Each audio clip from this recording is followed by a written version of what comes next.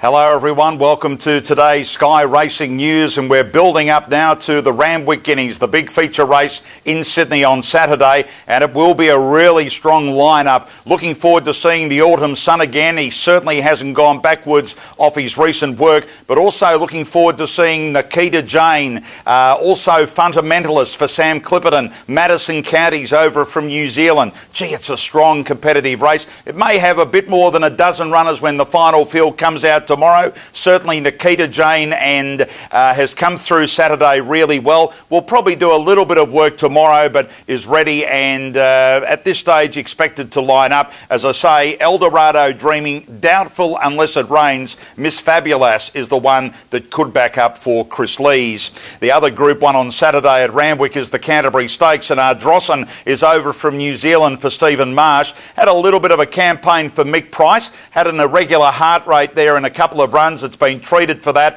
It's gone back to New Zealand. Here it is winning.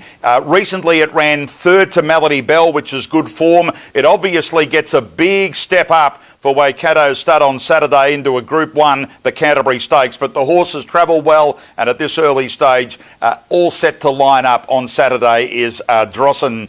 Now to the 2-year-old action, the build-up with the Golden Slipper prize money so vital now every week. And looking forward to seeing Accelerates back, the Magic Millions winner for Godolphin. Here it is winning back in early January. It worked this morning in Sydney. It just ticks over beautifully. It's gone ahead since the public trial, where it trialled around Let It Pour, who ran pretty good on the weekend. James Cummings really excited to have this one back, pending the news around to sort with a bruised hoof, and it's only 50-50 around the slipper. Accelerates resumes on Saturday in the Riesling. We can tell you in Loving Gabby there, be doubtful on that. It's likely to be saved now for Saturday week. Anahid will wait and see whether she'll back up. Vincer Valare is coming down from Brisbane, and Lankan Star is another one that is unlikely on Saturday, being saved for the week after. Time to Rain is certainly lining up in the Todman, and this morning at Warwick Farm it was out and about working with a companion, thanks to the Portelli stable here for the workout and the vision. Just over the last 100 metres, really extended for Jason Collett. He switched off, he switched on into his work, crucial for the 1200 metres. Time to Rain on the outside, shading the companion.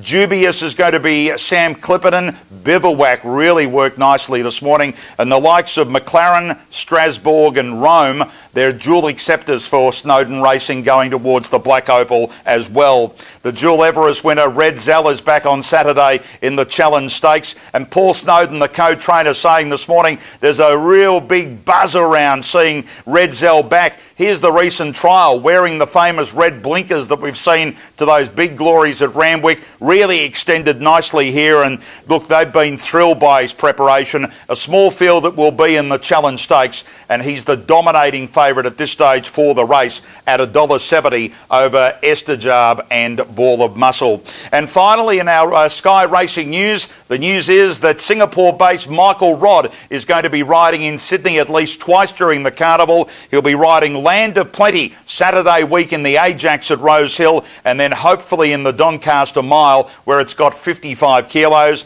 Looking forward to being back in Sydney is Michael Rodd. Stacks of news on social media, plenty of it there, but stay with us right through the week for the latest in news.